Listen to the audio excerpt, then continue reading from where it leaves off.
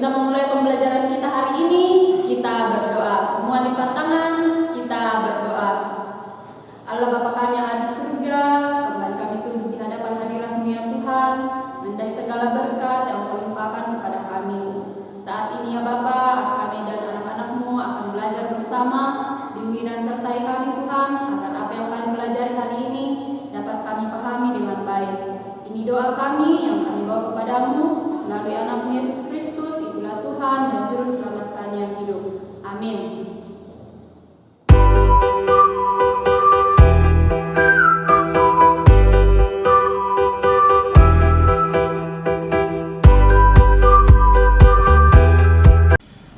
Baik, pembelajaran kita hari ini adalah pembelajaran 3 dan 4, tema 2, subtema 3, bermain di lingkungan sekolah. Nah, jika kita bermain di lingkungan sekolah, kita pasti bermain bersama teman. Namun, jika kita bermain di lingkungan sekolah, kita harus tetap memperhatikan peraturan yang ada. Oke, kita lanjut. Nah, amatilah gambar di buku kamu pada halaman 91. Di situ mereka sedang bermain pembagian. Ya, ada berapa orang yang sedang bermain? Ya, ada 4 orang. Nah, pada gambar itu terdapat 4 pertanyaan yang akan kita jawab bersama. Silakan ditulis di bukunya masing-masing ya. Nah, kita jawab mulai dari nomor 1. Siapa yang sedang bermain? Yaitu Ino, Laras, Raka, dan Aldo. Yang kedua, kapan mereka bermain? Ya, mereka bermain pada saat jam pelajaran. Yang ketiga, apa saja benda yang digunakan? Yaitu pulpen, kertas, dan kelereng. Yang keempat, di mana mereka bermain? Ya, mereka bermain di teras sekolah. Oke, kita lanjut. Nah, kamu dapat menghitung hasil pembagian dengan cara pengurangan berulang.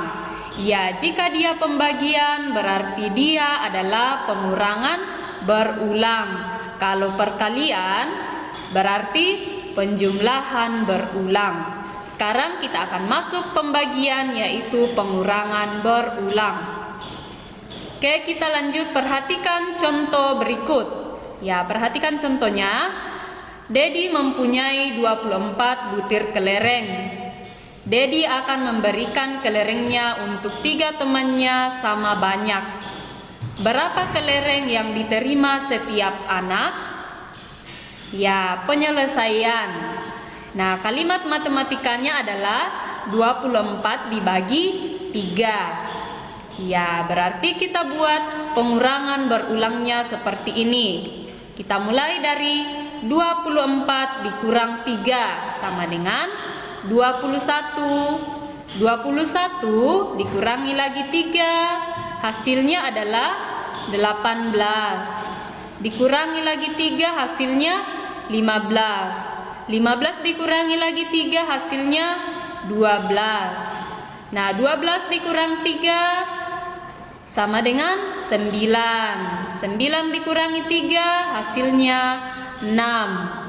Dan 6 dikurang 3 hasilnya 3. 3 dikurang 3 sama dengan 0. Ya, ini sudah tidak bisa dikurangi lagi karena dia sudah dapat 0. Kita kurangi dari 24 sehingga dia dapat hasil 0. Berarti itu sudah habis.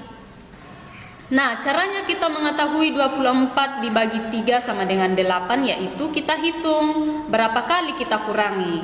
Kita hitung sama-sama. 1, 2, 3, 4, 5, 6, 7, 8. Jadi kita tulis 24 dibagi 3 sama dengan 8. Ya, 8 ini kita ambil dari berapa kali kita mengurangi sehingga dia sudah bisa dapat 0. Oke, semoga dapat dimengerti ya. Kita lanjut. Nah, ayo mengamati pada halaman 94. Di situ ada permen, dadu, dan juga pensil. Dadu itu sudah termasuk di dalam contoh, silakan lihat di bukunya halaman 94. Namun, yang kedua yang akan kita bahas adalah nama bendanya adalah permen.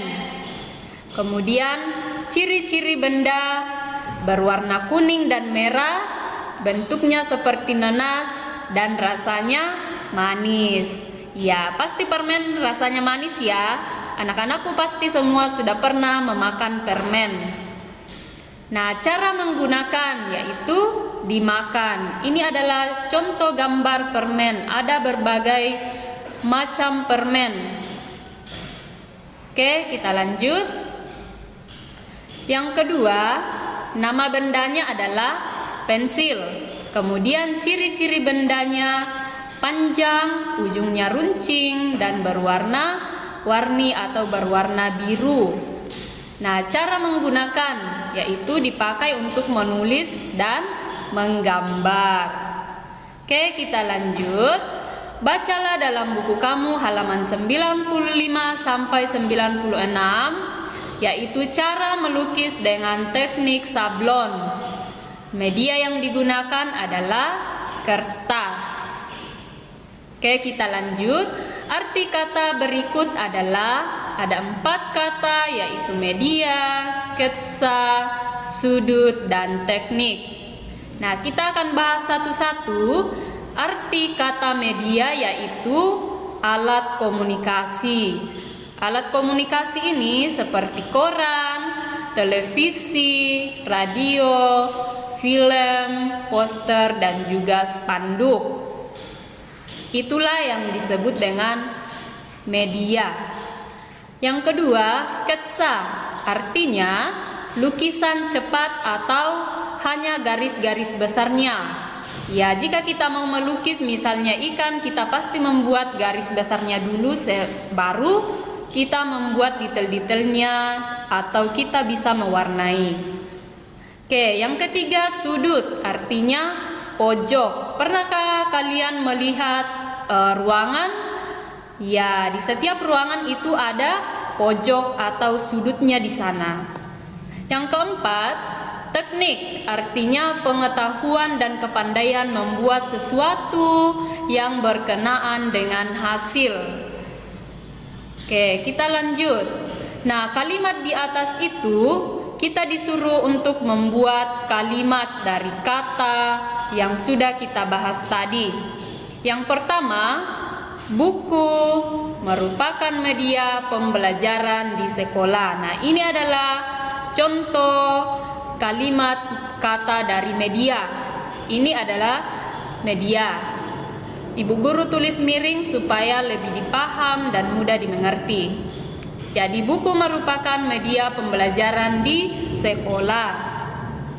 Yang kedua, aku sedang membuat sketsa tentang gambar pegunungan. Ada kata sketsa ya di dalamnya. Yang ketiga, sebuah ruangan memiliki sudut siku-siku. Oke, yang keempat, dalam membuat kerajinan menggunakan teknik dasar tangan. Ada kata teknik di dalamnya. Oke, kita lanjut. Nah, pernahkah anak-anakku bermain seperti yang digambar ini? Ini adalah permainan gobrak sodor. Ya, nama permainannya gobrak sodor. Tempat permainan yaitu di lapangan atau di luar ruangan. Nah, benda yang dipakai yaitu kapur atau cat untuk membuat garis yang ada di bawah. Kita tidak boleh lewat dari garis itu ya. Nah, cara bermain menjaga lawan supaya tidak lolos ke kotak berikutnya dengan cara dikurung. Oke, pasti anak-anakku pernah bermain seperti ini. Ini adalah salah satu permainan tradisional di Indonesia. Kita lanjut. Permainan tradisional adalah permainan asli bangsa Indonesia. Nah, adapun manfaat permainan tradisional yaitu yang pertama, bermain tradisional dapat melatih ketangkasan. Yang kedua, permainan tradisional diciptakan oleh bangsa Indonesia. Dan yang ketiga, bermain permainan tradisional tidak boleh curang. Ya, kita tidak boleh curang jika kita sedang bermain. Nah, perhatikan gambar paling kiri di bawah. Ya, ini perhatikan gambar yang paling kiri. Mungkin tidak seperti benda aslinya. Benda aslinya ini ya, paling kanan. Namun, kamu membayangkan bahwa lukisanmu seperti benda aslinya. Karya lukis ini disebut karya imajinatif. Ya, ini adalah karya imajinatif. Karya imajinatif merupakan gambar yang dibuat dari hasil khayalan seseorang. Oke, kemarin kita sudah menggambar karya imajinatif. Bagaimana karya imajinatifnya? Semuanya luar biasa. Nah, perkalian dan pembagian saling berhubungan. Dari operasi pembagian yang diketahui, kita bisa menuliskan bentuk perkalian. Ya, perkalian dan pembagian itu selalu berhubungan. Nah, bagaimana caranya? Perhatikan contoh berikut.